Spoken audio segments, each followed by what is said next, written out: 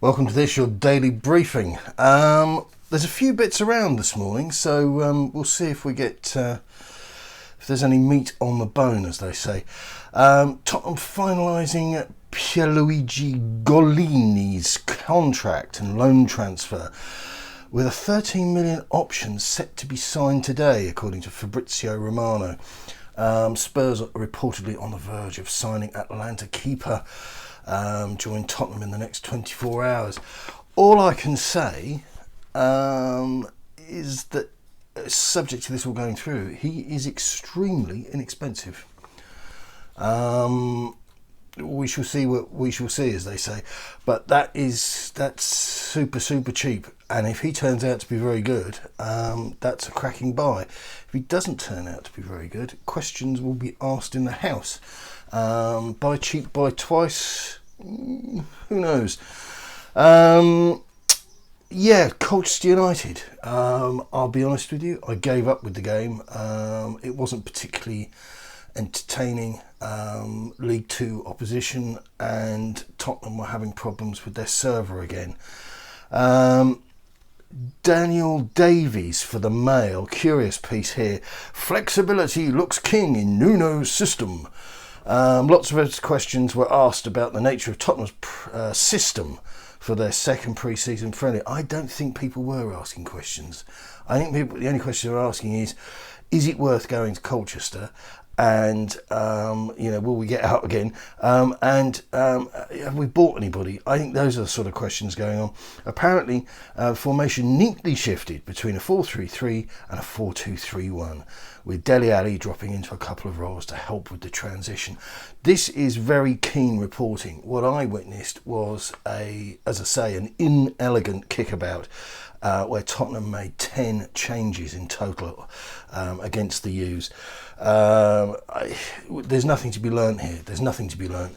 Roll on. What's next? Milton Keynes in a few days, and then, as I say, probably going to be anticlimactic, but I'm really hoping for a little bit more against the London teams. Alistair Gold was at the ground. Fabio Paratici here tonight at Colchester, and constantly on his phone. A very busy man, which Spurs fans will be happy about. I promise you, I am not chasing Alistair Gold's ambulance, but this must be aimed at children. The fact that a man is using a mobile phone, and this suggests that he is a very busy man.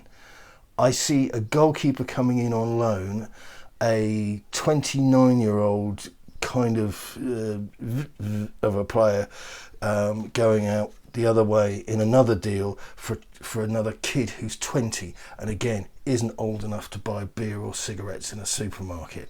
So call me nasty, call me malevolent and horrible, but also call me telling you the truth. I'm hoping that the busyness of this phone waving business is going to produce something a little bit more tangible than what we have at the moment. One thing I can impart to you is I thought Troy Parrott looked well off the pace. Doesn't look fit, and there was a run on the 80th minute. I'm going to stick it up on the boyhotspur.com later. Not seeking to have a pile on with this guy, but he's not had a lot to do, and he doesn't look to me as if he stayed fit. There was a run that he made, and by the time he took the shot, you just knew, psychologically, he knew that he wasn't in the right place, and it was going to be blocked. You could just see. Watch it. Tell me if I'm wrong. The Times, which is hit and miss because we've got a paywall thing there to counter, but they're running with the idea that Serge Aurier, Toby Alderweireld, Eric Dier, Cameron Carter-Vickers and Davinson Sanchez are all up for sale. And this is the killer. This is the punchline of punchlines. Harry Winks will also be let go for the right price. And Jack Clarke faces an uncertain future. This is a little bit. I mean, if you wanted to be uncharitable, you could say that this is a not very good fortune telling exercise here. I'd say that most men and their dog would be aware that Jack Clarke's future is up in the air.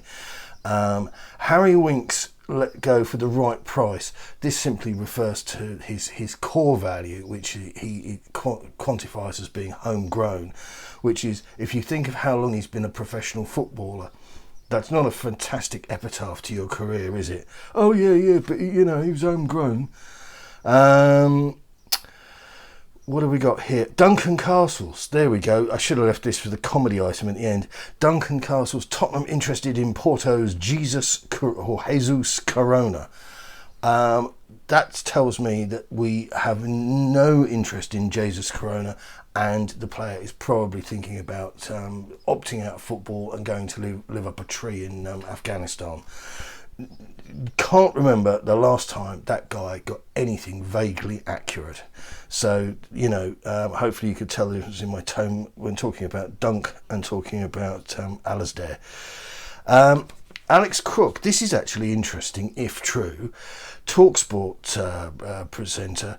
I've been told this morning that Eric Dier and Matt Doherty could also be surplus to requirements at Tottenham.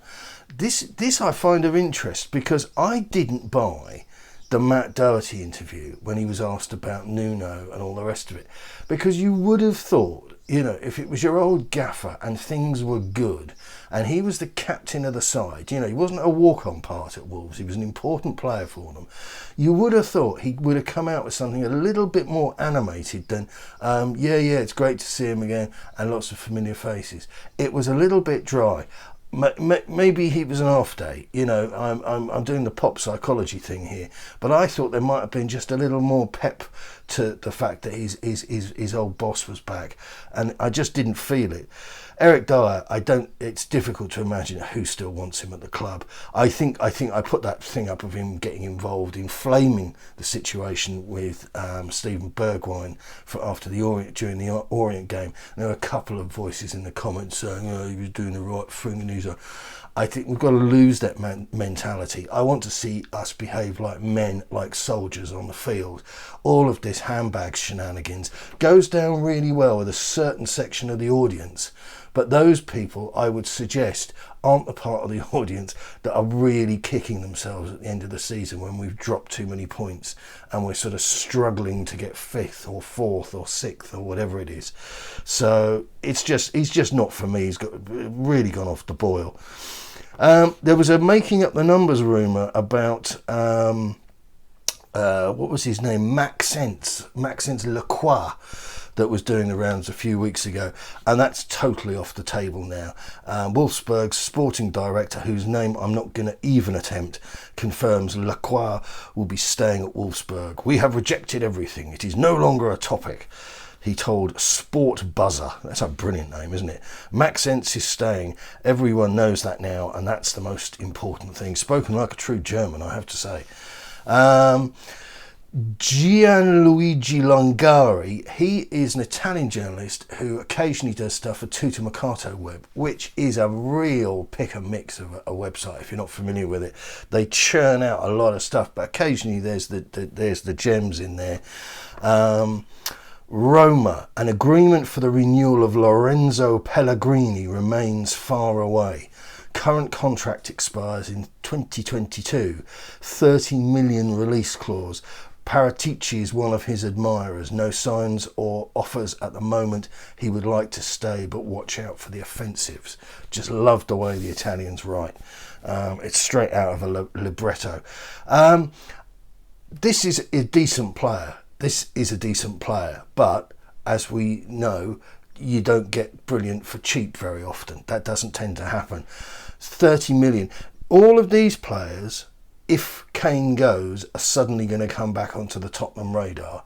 All of the sort of, not muck, but the sort of less appetising tales that have been doing the rounds.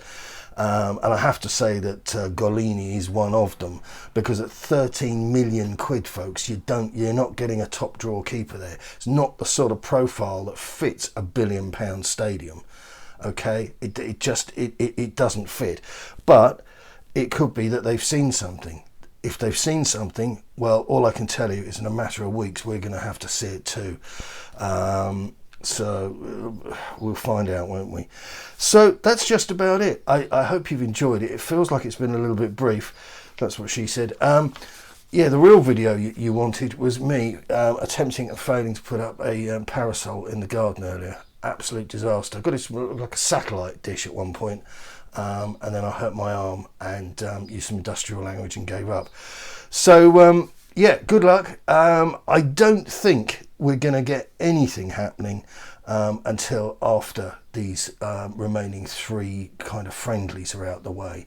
But as I say, if the situation with Harry Kane begins to bubble, and I believe it will, then all of the stuff that we've kind of been rumbling through without much joy, that's all going to go to the wall, and we're going to start talking about some really interesting footballers.